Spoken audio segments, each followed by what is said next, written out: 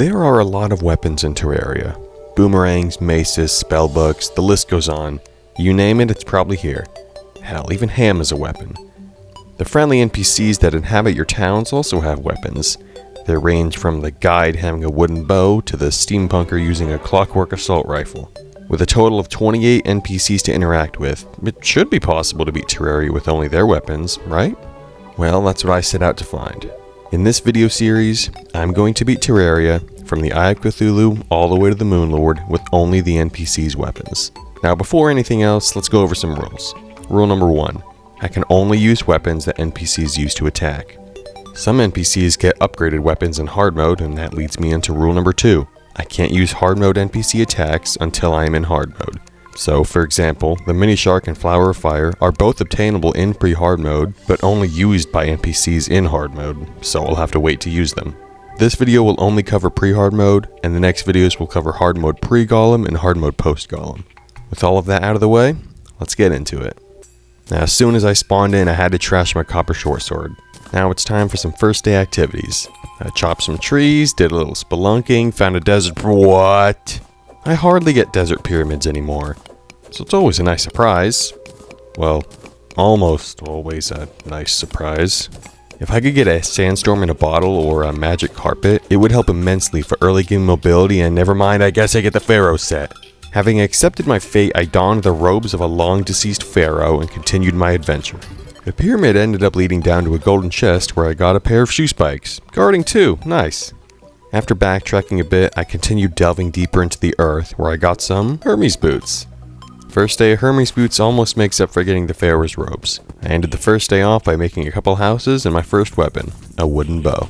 After finding the ice biome and getting the merchant, I thought he always sold throwing knives, but it's only during blood moons. I made some more houses for a very important NPC, the demolitionist. Being my main source for grenades, I would need them. After buying 500 grenades, I set off to the corruption. Since this is expert mode, I needed defense, and what better way to get it than shadow armor before any bosses. So for about the next hour and a half, I farmed for ancient shadow armor. At one point, I felt an evil presence watching me, so I returned home and began some preparations. And after a bit of grenade spam, the battle was won. Before my next task, I drank a gravitation potion and searched for some sky islands. Ideally, I would have wanted either fledgling wings or a lucky horseshoe to negate fall damage, but I'll take a shiny red balloon any day. I got all the way up to 360 health before returning to the corruption to snag the last piece of my armor. With full shadow armor, I thought I was ready for the Eater of Worlds. I'll just show you how that turned out.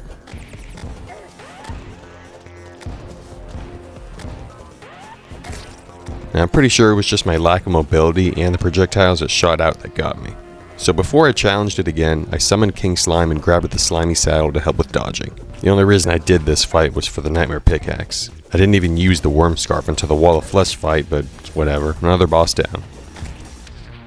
After I noticed the arms dealer moved in, I rushed over and bought the flintlock pistol. The very same used by this fella. Using grenades for almost everything gets old pretty quick, and the wooden bow was just too weak to consider using. Plus, I've never used the flintlock pistol, so it was a fun change of pace. After stocking up on some musket balls and grenades, I headed over to the dungeon to build an arena for my next hurdle. I also moved the Dryad near the dungeon to get the Dryad's buff when Skeletron appears. I don't know if it's just me, but did expert mode Skeletron used to seem impossible to anyone else? I swear it used to take me so much preparation, but now it feels like I beat it in my sleep.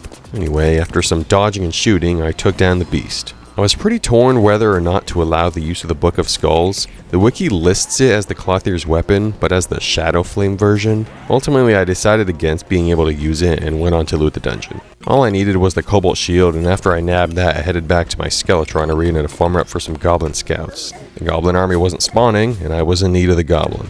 Once I summoned the Goblin army, I headed for my farm. Admittedly, I've never used one of these during gameplay, so I thought it would be worth a shot. It did well enough until all the Goblin sorcerers started to overwhelm me. Once that was done, I grabbed my Lifeform Analyzer I picked up from the Traveling Merchant earlier and began the Goblin search.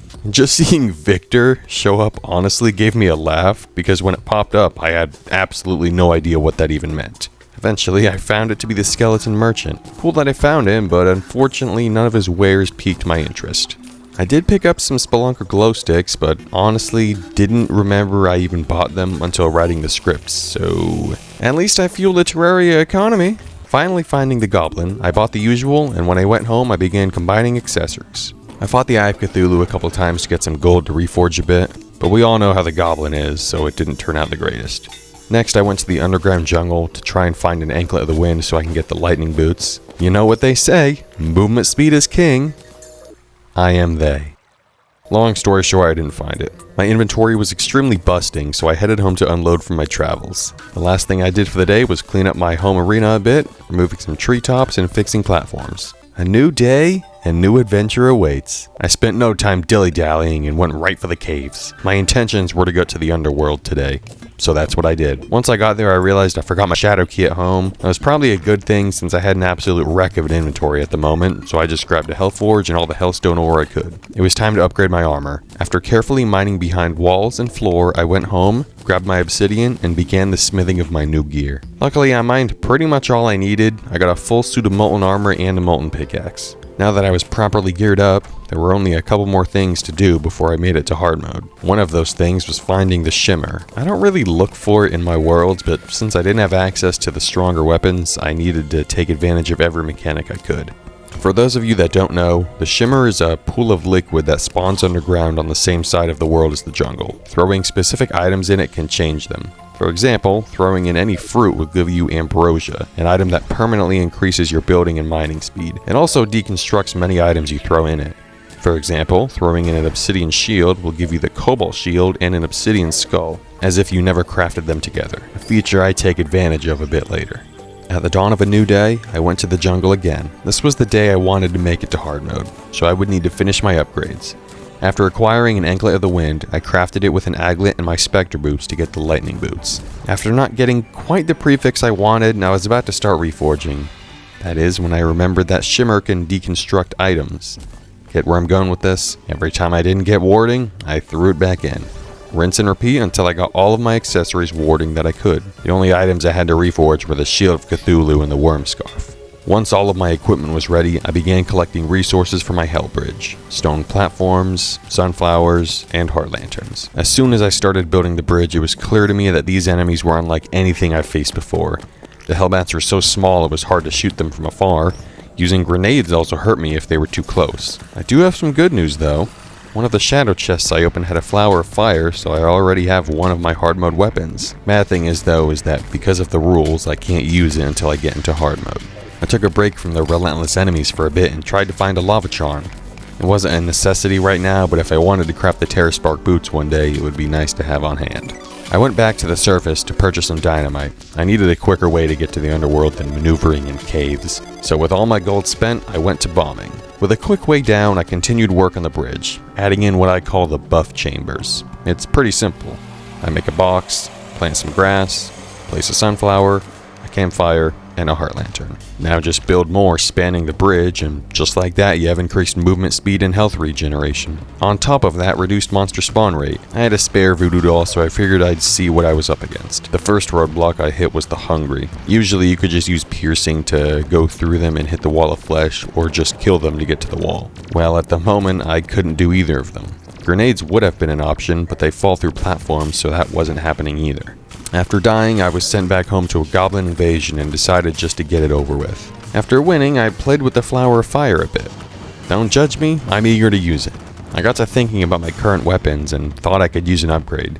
My flintlock only did 14 damage. I knew it wasn't going to cut it. I remembered that the blowgun exists though, which the witch doctor uses and also sells, so it was game for this challenge. So I grabbed some platforms and spiky balls to throw on the ground for when the queen bee charges at me. After arriving at the hive, I built a small arena and began the fight. Seeing how good the spiky balls were against queen bee gave me an idea. I completely forgot about the blowgun. Instead, I bought around 2,000 spiky balls and went to challenge the wall of flesh again. To see how they fared against the wall of flesh, I only took an iron skin potion and a pumpkin pie. It was actually super good. This was it. I'm about to be in hard mode.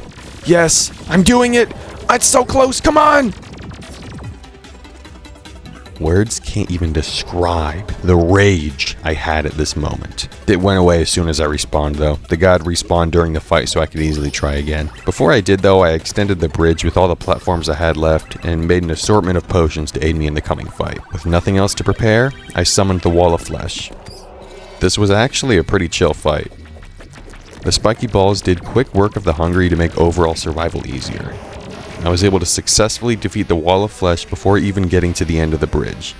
And just like that, pre-hard mode was over. Now a new journey begins. Hey everyone, to those of you that made it this far, I just want to say thank you. Even writing this script, I can tell it's going to be a long one, so thank you to anyone that stuck through it. If you liked the video, make sure to leave a like and subscribe for more content like this. Again, thank you all so much for watching. I'll see you all next time. Peace.